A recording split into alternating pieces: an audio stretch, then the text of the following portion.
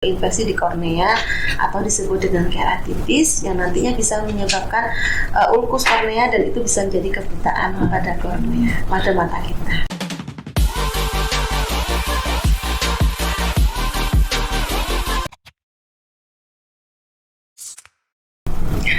Halo Sobat Sukandar semuanya, bertemu lagi dengan saya Dr. Lukita di Sukandar Podcast. Hari ini kita akan membahas pembahasan yang sangat menarik sekali mengenai kotak lensa atau soft lens pada kehidupan sehari-hari. Kita akan membahas seluk-beluknya bersama ahlinya, salah satu dokter spesialis di Rumah Sakit Profesor Dr. Sukandar, dokter lain spesialis mata. Halo dokter. Assalamualaikum. Waalaikumsalam dokter. Bagaimana dokter kabarnya hari ini dokter? Alhamdulillah, sehat-sehat. Ya. Sehat nih dokter nih. Ya.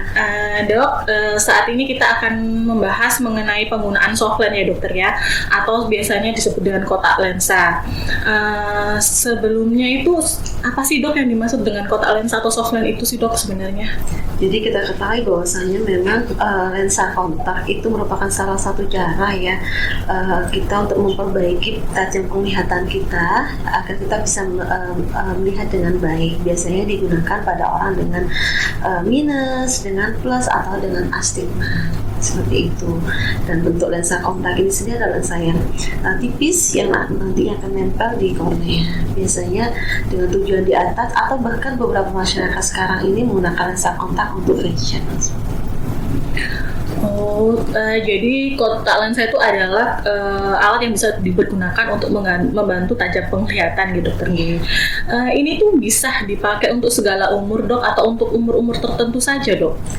Kita ketahui bahwasanya lensa kontak perlu ya untuk bagaimana cara membersihkannya, cara memakainya ya, perlu dengan teknik yang agak sedikit rumit sehingga perlu digunakan pada orang yang dewasa. Untuk anak-anak remaja kita kurang anjurkan karena memang ada tata cara bagaimana kita harus menjaga kebersihan pada saat kita sebelum memasang kontak lensa itu sendiri, terus kemudian cara memakainya yang benar, bahkan juga bagaimana merawat lensa kontak itu sendiri. Sehingga kalau untuk anak-anak atau remaja kita kurang dianjurkan. Oh begitu ya dokter ya. Tadi dokter sempat menyinggung tentang pemakaian konsalentak yang benar ya dokter ya. Itu sebenarnya bagaimana sih dok cara menggunakan kontak lensa yang benar itu dokter? Jadi kita untuk penggunaan lensa kontak yang benar, otomatis karena ini langsung langsung nempel di kornea ya, kita menempelkan sesuatu di kornea, otomatis yang pertama kita jaga kebersihan kita cuci tangan dulu. Setelah cuci tangan kita pastikan bahwasanya lensa kontak itu yang kita pakai nantinya itu juga kita harus cek juga kondisinya baik tidaknya, terus kemudian cairan lensa kontak kita persiapkan juga, kita kocok-kocok sebentar, terus kita pasang sesuai dengan ukuran dari lensa, jangan terbalik. Jadi kalau untuk yang lensa kontak yang sebelah kanan, ya untuk yang kanan, yang kiri. Biasanya ada tandanya ya atau warna yang berbeda di lensa kontak itu sendiri. Terus kemudian kita ambil lensa kontaknya, baru kita tempelkan langsung di kornea dengan cara mangkuk daripada kornea dengan bentuk yang terbalik ya, seperti itu. Dan setelah kita nempel di kornea, kemudian kita tutup mata sebentar, baru kita kedip-kedipkan. Oh begitu ya dokter ya. Jadi tadi dokter sempat membahas mengenai lensa kontak kanan dan lensa kontak kiri itu jangan sampai terbalik. Itu bagaimana dok cara membedakannya, ini lensa kontak kanan, ini lensa kontak kiri? Biasanya sih kalau kita beli dari lensa kontak pasti ada petunjuknya ya. Ada petunjuknya, ada tulisan right and left. Jadi right and kanan, yang left kiri. Atau mungkin kita bisa bertanya kepada orang yang sudah pernah pakai lensa kontak. Dan biasanya juga dijelaskan cara penggunaannya. Terus kemudian ukurannya ya. Jadi ukurannya itu juga apalagi ketika ukuran yang kanan sama kiri berbeda, itu akan berpengaruh. Nanti kalau kita pakai lensa kontak yang kanan, ternyata itu kita terbalik yang kiri, pasti ukurannya nggak nyaman setelah pakai, seperti itu. Oh, jadi seperti itu ya dokternya. Apakah ada resiko atau komplikasi ya dokter yang bisa terjadi kalau kita tidak menggunakan lensa kontak dengan tepat dokter? Iya. Jadi seperti saya sebutkan tadi bahwasanya lensa kontak ini harus menggunakan dengan tepat ya, dan harus sesuai dengan anjuran dokter dan indikasi dokter. Karena kenapa? Ketika kita menggunakan lensa kontak yang tidak tepat, apalagi mungkin kita beli yang di luaran yang harga murah tapi kita nggak tahu bagaimana kualitasnya, itu banyak risiko yang bisa terjadi. Yang sering adalah bisa terjadi radang atau iritasi pada mata di konjungtiva, bisa terjadi konjungtivitis, atau mungkin terjadi matanya kering ya, atau dry eye, bisa juga terjadi erosi kornea atau mungkin luka di kornea, mungkin ketika kita nggak ngecek lagi bagaimana kondisi lensa kontaknya, apakah masih baik atau enggak, sehingga melukai di kornea kita. Dan yang sering terjadi juga yang kita khawatirkan ada jadi radang atau infeksi di kornea atau disebut dengan keratitis yang nantinya bisa menyebabkan ulkus kornea, dan itu bisa menjadi kebutaan pada kornea, pada mata kita. Ternyata komplikasinya juga lumayan ya dokter ya. Betul sekali. Ini dokter, jika setelah pakai kontak lens itu mata kita merah atau gatal, terasa gatal, itu kira-kira apa dok yang harus kita lakukan dokter? Iya, ketika mata merah, memang sih kita harus belum memakai lensa kontak. Ketika sudah konsultasi ke dokter, biasanya akan diberikan anti iritasi atau mungkin anti radang ya. Kita berikan obat tetes mata. Dan untuk mencegah itu kita juga berikan kan efeknya biasanya kering ya. Bagi kita berikan lubrikan atau artificial tears pada mata kita. Ketika kita masih tetap merah, sebaiknya saya sarankan untuk ke rumah sakit Sukandar untuk diperiksa kedalaman mata.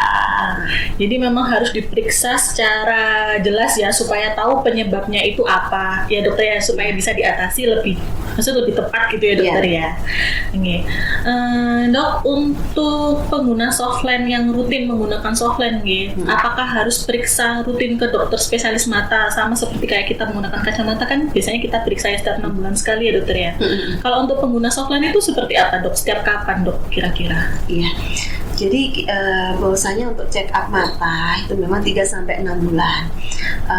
Tapi perlu kita ketahui karena softland ini atau lensa kontak ini merupakan sebuah pilihan pribadi ya. Kalau kita sih lebih menganjurkan untuk menggunakan kacamata karena melihat risiko dan komplikasinya. Sebaiknya paling tidak ketika ada keluhan segera untuk periksa ke dokter mata.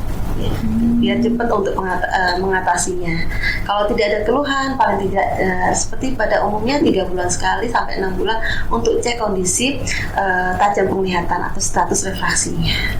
Oh begitu ya dok ya.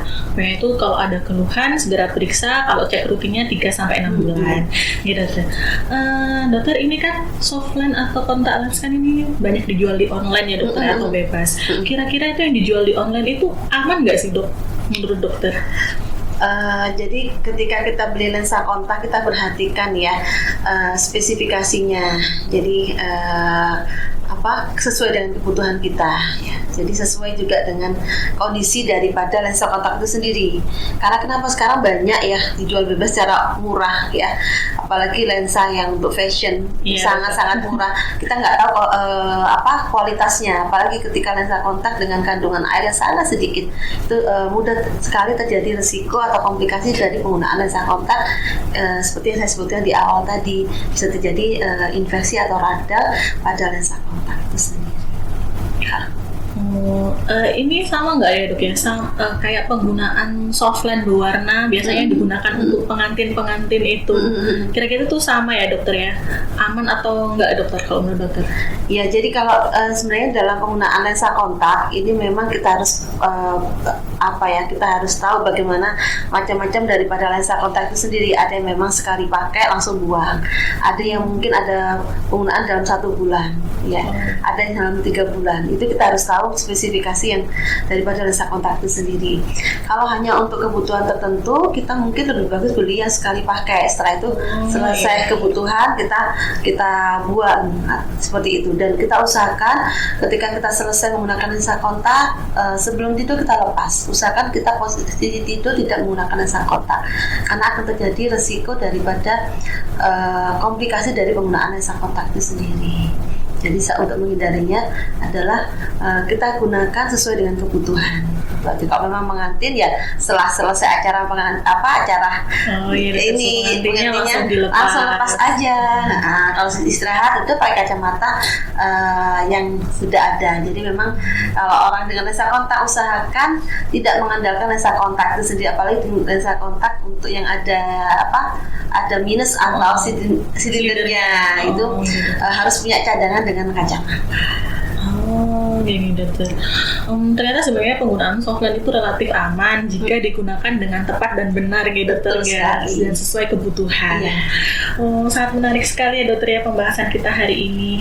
Ini ada pertanyaan dokter dari sobat-sobat Sukandar semua yang sudah ditanyakan oleh sobat Sukandar di question box di Instagram. Kita bisa nyoba ini dok. Ini ada salah satu pertanyaan dari Mbak Winengan Putri. Ini dok, kalau memakai lensa kontak untuk kecantikan atau estetik saja apa boleh dokter? Terima kasih. Ya, jadi seperti tadi ya, lensa kontak ini untuk kecantikan atau estetik sebenarnya boleh, asal tadi sesuai dengan indikasinya, sesuai dengan keperluan, dan kita menggunakan tidak dalam jangka waktu yang lama. Jadi seperlunya saja kalau kita menggunakan dengan menjaga kebersihan dari tangan kita tidak boleh mengucek-ucek. Jadi kita harus siap juga untuk artificial teeth ketika mata kita sudah mulai ngeres atau ganjel kering, gatal, harus segera dikasih artificial teeth ya. Seperti itu. Terus kemudian cara penggunaan yang tepat, cara perawatan lensa kontak yang tepat. Terus kemudian ketika ada komplikasi atau mungkin ada keluhan harus segera diperiksakan kondisi mata ke dokter spesialis mata. Oh, oke dokter. Jadi sebenarnya boleh tapi harus tepat penggunaannya, gitu dokternya. Untuk selanjutnya pertanyaannya dari Afriana dokter. Saya pakai kacamata. Kalau mau olahraga dan pakai softline aman nggak sih dok? Terima kasih. Ya. Jadi pemakaian kacamata. Jadi kacamata ini merupakan untuk membantu ya penglihatan kita bisa melihat dengan terang atau lebih jelas. Ya, nah, ketika minusnya tidak terlalu tinggi, biasanya ketika kita berenang, kita olahraga ya, kita bisa lepas. Nah, jadi untuk pemakaian softline untuk olahraga sebaiknya tidak kita gunakan. Ya dokter ya. Oh, jadi sebaiknya nggak digunakan ya pas olahraga ya. Takutnya nanti ada komplikasi-komplikasi. Betul sekali. Apalagi ketika renang gitu ya. Kita kan otomatis ketika renang kan mata kita pasti terbasahi oleh air kalau renang. Nah, karena lensa kontak itu nempel langsung di kornea, itu akan mudah terjadi infeksi di mata kita, infeksi di kornea. Oh, begitu dokter. Oke. Untuk selanjutnya pertanyaannya, ini yang tadi sudah dijelaskan ya dokter ya. Oh iya. Dari Udin Sarkek, aman nggak sih dok lensa kontak untuk berenang? Ini tadi sudah dijelaskan sama dokter lainnya. Kalau kontak lensa itu sebaiknya jangan digunakan pas berenang ya dokter ya, karena gampang nanti terinfeksi. Oke, selanjutnya pertanyaannya. Ada lagi? Ini dari Tony.Avandi dokter, lebih baik menggunakan kacamata atau softline ya dokter? Ini pertanyaannya ya. Jadi Tony ya. Jadi kalau penggunaan koreksi daripada anomali refraksi atau kelainan refraksi, memang sebaiknya kacamata. Kalau kacamata ini tidak ribet, mudah. Jadi kalau kita kapan menggunakan kebutuhan, kita tinggal pakai aja. Kalau misalnya kita lupa paling kacamatanya aja yang jatuh atau yang pecah. Sedangkan kalau softline, lensa kontak ini nempel di kornea kita. Ketika kita mungkin bukan tipikal orang yang bisa jaga kebersihan dengan baik, bisa merawat mata kita dengan baik, merawat lensa kontak dengan baik, saya sarankan mending pakai kacamata saja, lebih aman. Lebih aman. Jadi sebenarnya kacamata lebih aman ya dokter ya. Kalau emang bisa memilih kacamata, lebih baik kacamata saja. Gitu, dokter ya. Untuk pertanyaan yang terakhir ini dok, kayaknya dokter. Ini dari Lidi_Aisa. Oh, ini agak menyimpang dari softline dokter. Ini dok, -6 bisa sembuh nggak sih dok? Jadi ini -6 ya. -6 pada anak-anak atau orang dewasa? Jadi kalau pada anak-anak atau remaja minus 6, kita ketahui bahwasanya penyebab minus tinggi ini salah satunya adalah karena mungkin pengaruh faktor anatomi daripada sumbu bola mata. Jadi sumbu bola mata yang memanjang itu menyebabkan bayangan itu tidak bisa langsung tepat di retina atau di saraf mata, tapi jauh di depannya, sehingga perlu koreksi kacamata minus, artinya dengan minus 6. Nah, ketika pada anak-anak atau mungkin remaja masih masa pertumbuhan, minus ini juga pasti akan seiring dengan pertumbuhan badannya, tubuhnya pasti akan bisa bertambah. Jadi kalau pada laki-laki bisa sampai pertumbuhan sampai 18 tahun, perempuan sekitar 20 tahun. Seperti itu. Jadi pilihannya ketika nanti usianya sudah 18 tahun atau 20 tahun, saya tidak mau pakai kacamata lagi. Bisa, sekarang sudah ada teknologi mata sudah sangat canggih ya. Bisa menggunakan laser atau lasik ya, lasik mata, sehingga kita bisa koreksi minusnya tanpa menggunakan kacamata. Oh, jadi sebenarnya bisa sembuh dengan perawatan yang sudah diajarkan kayak tadi ya, dengan lasik atau operasi laser itu tadi ya, dokter ya. Iya, pembahasannya sangat menarik sekali ya dokter tentang seluk-beluk Softland ini. Kira-kira ada pesannya nggak dokter untuk sobat Sukandar semua mengenai penggunaan kontak lensa ini dokter, atau Softland ini dokter? Ya, terima kasih dokter kita bahwasanya penggunaan lensa kontak ya, atau disebut dengan Softland, itu merupakan salah satu terapi ya ketika ada kelainan refraksi atau anomali refraksi, di mana ada 3. Ketika terjadi anomali kelainan refraksi, bisa dengan kacamata, bisa dengan lensa kontak, atau mungkin dengan tindakan operatif atau disebut dengan lasik. Nah, ketika kita ada mengindikasikan ya perlu adanya alat bantu ya berupa dengan lensa kontak atau Softland, maka sebaiknya harus seizin dengan dokter.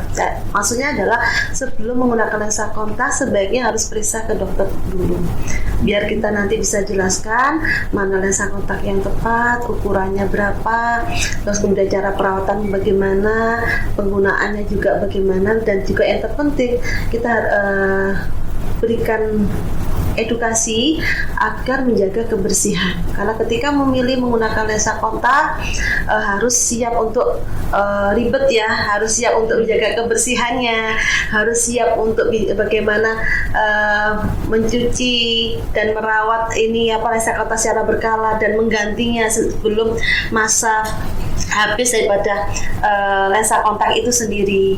Nah, itu perlu edukasi dari dokter. Nah, yang terpenting adalah ketika seseorang menggunakan perlu tindakan ya lensa kontak atau kacamata, memang sebaiknya dengan kacamata, kecuali pada kasus-kasus tertentu memang tidak nyaman atau mungkin terjadi pusing dengan kacamata, baru kita alternatif dengan lensa kontak seperti itu. Tapi kita harus waspada ya dengan komplikasi atau efek samping penggunaan lensa kontak. Itu yang harus diketahui para pengguna lensa kontak, dan ketika terjadi komplikasi, sebelum komplikasi bertambah lebih berat, harus segera periksa ke dokter spesialis mata. Nama adalah di Rumah Sakit Umum Sukandar Mojokerto. Kita jadwal di Polimata setiap hari Senin sampai Sabtu. Mulai jam 8 pagi sampai jam 11 ya. Jadi ini pembahasannya sangat menarik sekali ya Sobat Sukandar semua, dan seperti yang disampaikan oleh dokter lain, penggunaan Softland itu harus diberhati-hati, dan jangan lupa untuk kontrol ke Polimata Rumah Sakit RSUD Profesor Dr. Sukandar bersama dokter lain nantinya ya, bisa setiap hari Senin sampai hari Sabtu. Selain itu saya juga akan mengucapkan selamat Hari Pekan Softland sedunia untuk sobat-sobat Sukandar yang pengguna Softland. Semoga pembahasan hari ini sangat bermanfaat bagi teman-teman atau sobat-sobat Sukandar semuanya. Sekian dari kami. Jangan lupa untuk like, komen, dan share video ini, dan juga follow akun-akun sosial media Sukandar di Instagram dan juga di YouTube. Dadah sahabat Sukandar semuanya.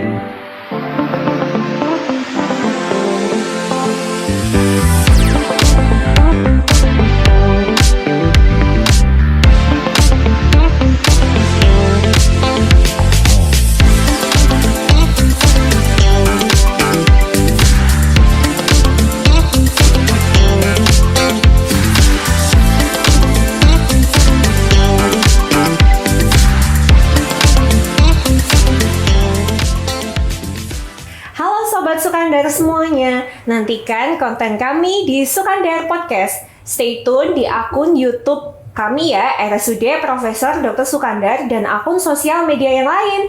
Jangan lupa subscribe dan follow ya. See you!